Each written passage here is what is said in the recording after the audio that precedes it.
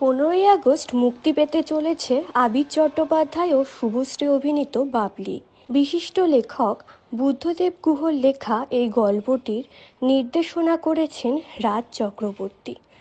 আবির, শুভশ্রী ও রাজ চক্রবর্তী পৌঁছে গেলেন মধ্যমগ্রামের স্টার মলে বাবলির প্রচারে। সেখানেই হয়ে গেল বাবলির ট্রেলার লঞ্চ। ফুল ফ্যামিলি, আমাদের বাবলি ফ্যামিলির তরফ থেকে অনেক অনেক ধন্যবাদ। আজকে আপনারা এখানে যারা যারা এসেছো বা এসেছেন তাদেরকেও ধন্যবাদ। একদম সত্যি কথা, রাজ যেটা বলেছে যে আমাদের বাবলির প্রমোশন কিন্তু আজ থেকেই শুরু হলো, মুডি বাপি থেকেই শুরু হলো, এবং তারপর আমরা এখানে এসেছি স্টার মলে এবং তোমরা এখানে আছো। আসলে শান্তনু বারবার বলছে হাততালি কোথায়, হাততালি কোথায়। আরে হাততালি হলে তো ভিডিওগুলো হবে না। এখন হাততালি আর দেয় না কেউ, এখন সবাই ভিডিও করে। এটা কিন্তু বুঝে নাও কি বলছে। ঠিক আছে, এখানে অসুবিধা নেই। আরে হাততালিটা দিয়ে তো দেখি। না না না না, এখানে হাততালি দিতে হবে না। যদি সিনেমাটা 15ই আগস্ট থেকে যখন বড় পর্দায় আসবে, সিনেমা হলে যদি দেখে ভালো লাগে তবেই হাততালি দেবেন, দেখে ভালো না লাগলে দেবেন না। কিন্তু আমরা জানি দেখলে ভালো লাগবে। বাবলি ভালোবাসার ছবি, বুদ্ধদেব গুহর বিখ্যাত উপন্যাস থেকে, এবং আমাদের মধ্যে অনেকেই আছেন যারা এই বাবলি উপন্যাস পড়েছেন বা বুদ্ধদেব গুহর অন্যান্য লেখা পড়েছেন, পড়ে তাদের মনেও প্রেমের জন্ম হয়েছে। এটা সেরকমই একটা সিনেমা। এবং ওই যে বারবার আমরা খাবার কথা কেন বলছি, দেখুন কিছু কিছু জিনিস আছে যেটা বাঙালিদের একদম নিজস্ব। বাঙালি যেরকম খেতে ভালোবাসে, বাঙালি আড্ডা মারতে ভালোবাসে, বাঙালি প্রেমে পড়তেও ভালোবাসে।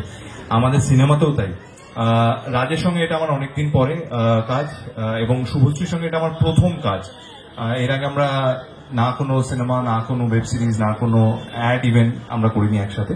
তো আমাদের দুজনের অভিনয় একসঙ্গে তোমাদের কেমন লাগলো বা আপনাদের কেমন লাগলো সেটা জানার অপেক্ষা তো আমাদের আছেই। 15ই আগস্ট থেকে বড় পর্দায় সিনেমাটা আসছে। সবাই ভালো আছেন তো?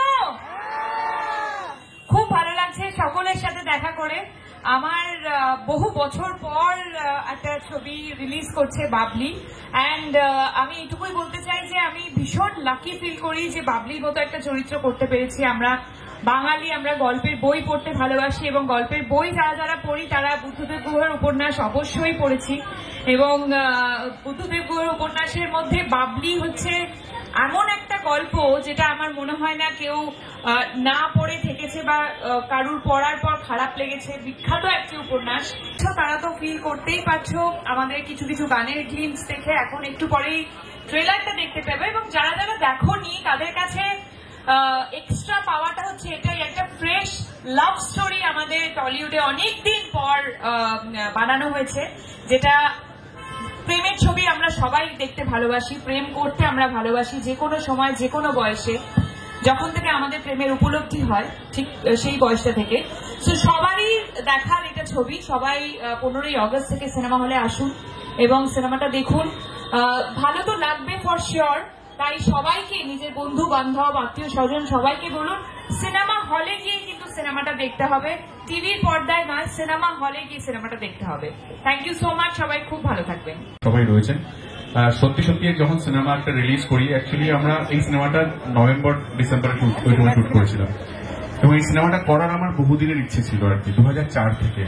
কারণ এই গল্পটা যখন পড়েছি তখন থেকে মনে হয়েছিল যে অসাধারণ এই গল্পটা। যখন আমি একজন ফিল্ম মেকার হলাম, যখন মনে হচ্ছিল যে আমি একটা গল্প বলতে পারবো মানে থ্রু ক্যামেরা, তখন আমার মনে হলো যে এই গল্পটা নয় কেন। তো 2004 সালে আমি ট্রাই করছিলাম, তখন আমি পাইনি আর কি গল্পের রাইটসটা।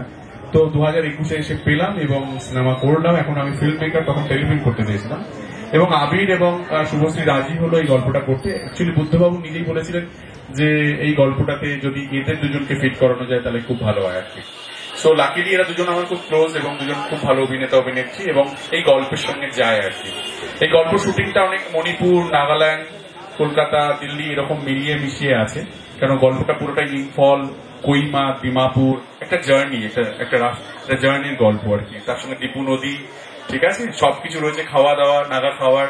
হ্যাঁ, আপনারা জানেন কি কি ধরনের যারা পড়েছেন গল্পে। যেহেতু বুদ্ধদেব গুহ ভীষণ নিজে এক্সপ্লোর করতে ভালোবাসেন, উনি অ্যাডভেঞ্চার করতে ভালোবাসেন, জঙ্গল খুব ভালোবাসেন, পাহাড় ভালোবাসেন, এবং এমন এমন জায়গায় উনি ঘুরে বেড়াতেন।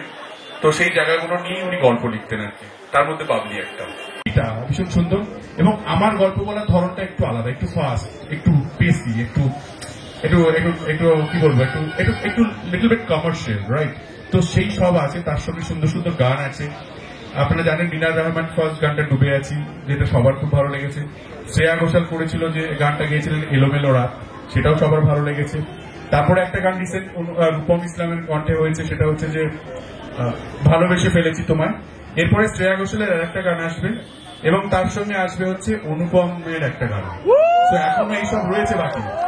হ্যাঁ, এবং অরিজিতের একটা গান গাওয়ার কথা ছিল, কিন্তু ওর গলাটা খারাপের জন্য গাইতে পারিনি। বাট এই সিনেমাটা একটা প্যাকেজ, কমপ্লিট প্যাকেজ। 15ই আগস্ট ছবিটা রিলিজ করছে।